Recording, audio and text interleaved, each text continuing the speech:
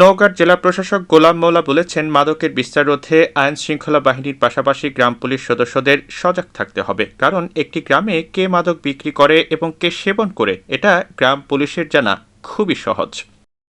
রোববার সদর উপজেলার ইউনিয়ন পর্যায়ে গ্রাম পুলিশ বাহিনীর সদস্যদের মাসব্যাপী বুনিয়াদী প্রশিক্ষণ কর্মসূচির উদ্বোধন শেষে এসব কথা বলেন নওগাঁর জেলা প্রশাসক।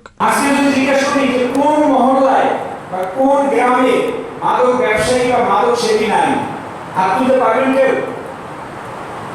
এখন যদি প্রশ্ন করি যে কোন গ্রামে আমার গ্রাম পুলিশ নাই, তাহলে হাত তুলতে পারবেন? তাহলে প্রত্যেকটা গ্রামে আমার গ্রাম পুলিশও আছে, মাদক ব্যবসায়ীও আছে, মাদক সেবনকারীও আছে, দুষ্কৃতিকারীও আছে, সরকারের সম্পদ ধ্বংসকারীও আছে। তাহলে আমরা পাশাপাশি কিভাবে চলছি? অন্যায় যে করে আর অন্যায় যে সহে, তবে ঘৃণা তারে যেন তৃণ সমতায়। এ সময় জেলা প্রশাসক বলেন, বর্তমানে আইন শৃঙ্খলা বাহিনীর পাশাপাশি আনসার বাহিনীর সদস্যরা গুরুত্বপূর্ণ ভূমিকা পালন করছে। বিশেষ করে নির্বাচনের মতো গুরুত্বপূর্ণ একটি কাজে আনসার বাহিনীর ভূমিকা প্রশংসনীয়।